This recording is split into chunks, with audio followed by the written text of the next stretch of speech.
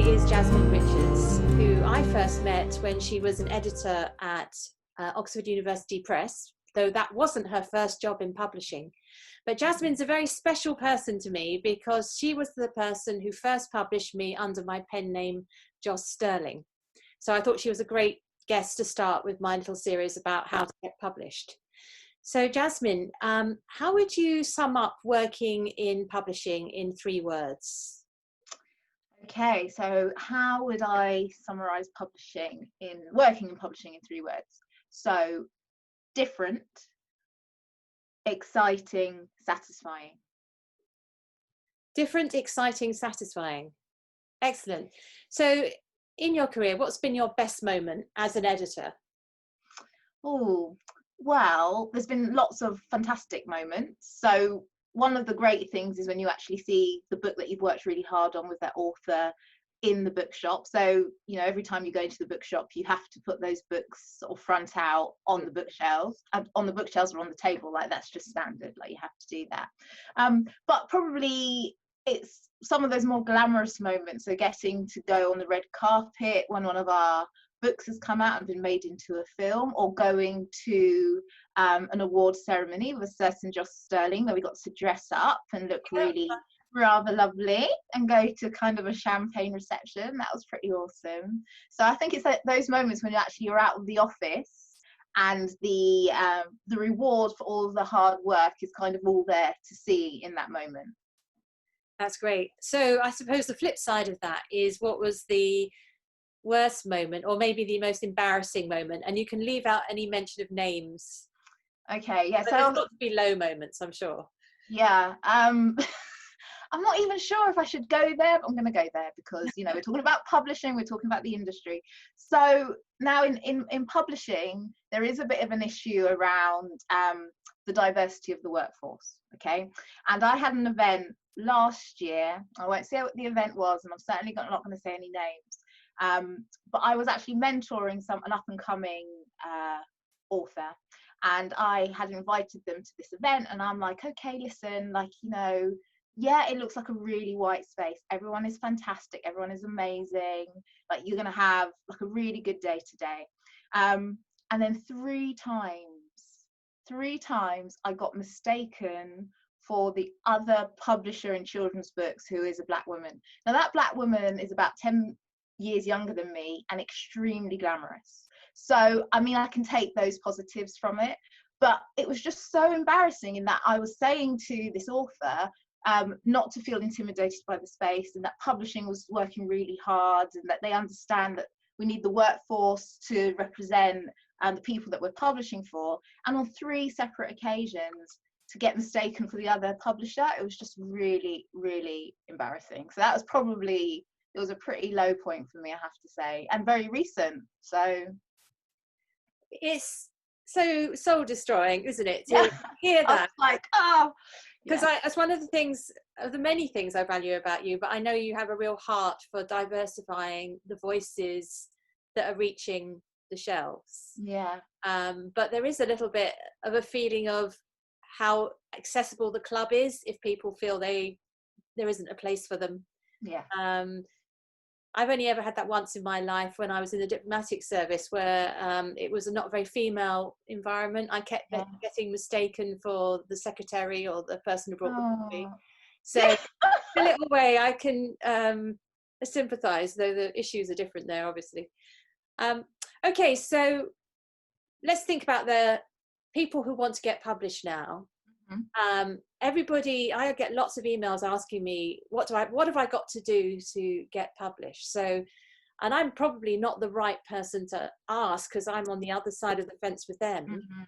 But in terms of a publisher picking up something from the brown paper envelope or the email submission that comes in, what is it that you're looking for? I know it's really hard to define, but maybe from things that you found in the past, what can you say that people can try and include in their submission?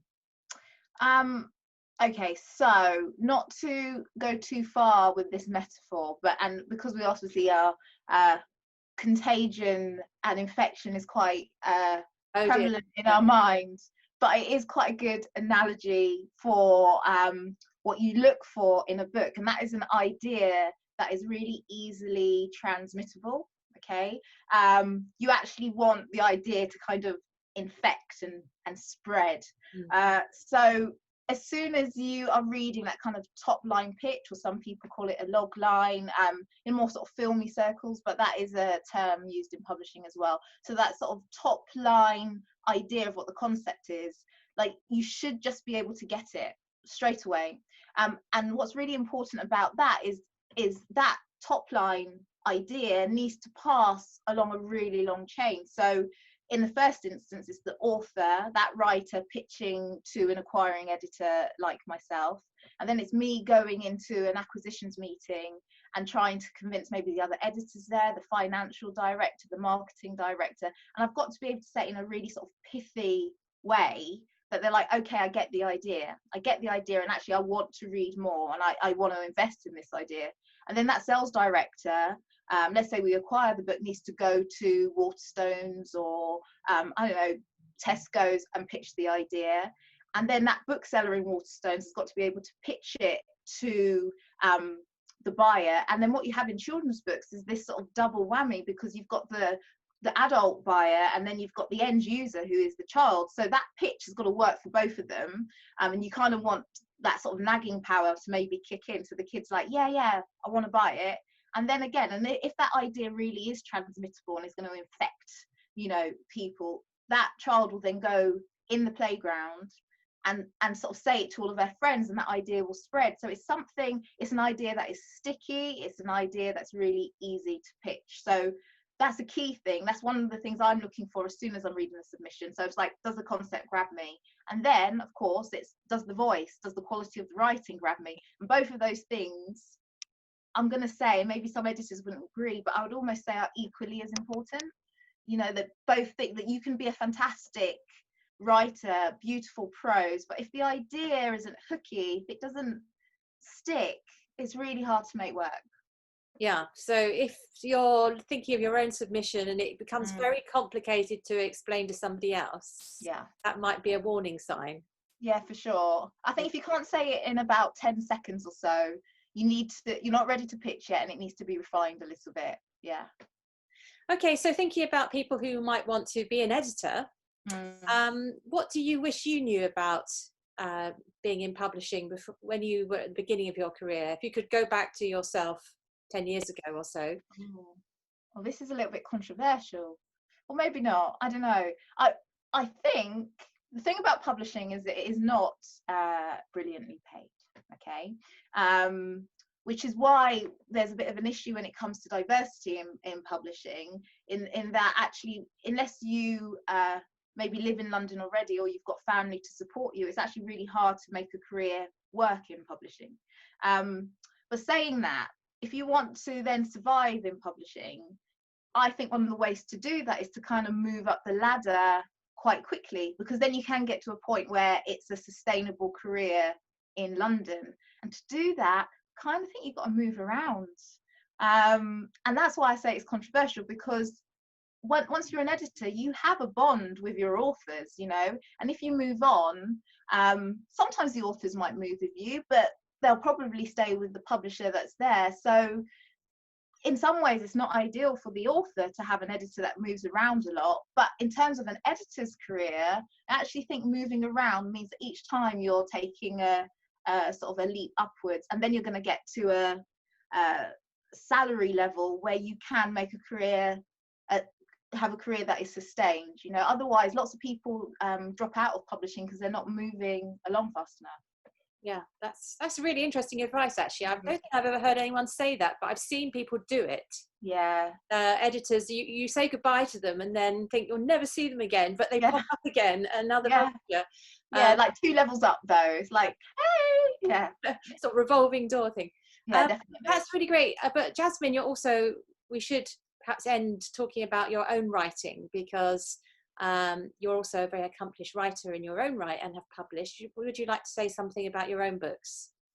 Well, I would actually, this is another piece of advice I'd give to an author, which is, don't give up your day job, okay? Because it's actually very, very difficult You might not agree, Julia. We can No, talk I about agree. I it. agree. Yeah, yeah. Um, And I was always in a funny position because I love editing and I love writing. So that wasn't difficult for me not to give up my day job. It was still all in children's books, but really, they've always existed side by side. But yeah, I tend to write for middle grade, so that's sort of 9 to 12. It's kind of an American phrase with imported middle grade, but it's basically writing for 9 to 12-year-olds. Love writing fantasy adventure. And again, it's really important to me that we see kids of colour in fantasy novels and not just in stories that are about struggle and adversity. And really often in my career as an author, I've actually had publishers say to me, oh, you know, can we have a story that's maybe set in the real world, and we sort of talk about sort of urban London. I'm like, is there a dragon egg? Are they going to find a dragon egg in Brixton? Unless that's going to happen, I'm not interested, because for me, fantasy is where it's at. I think a dragon egg in Brixton sounds like a fabulous story. So I'll write it down.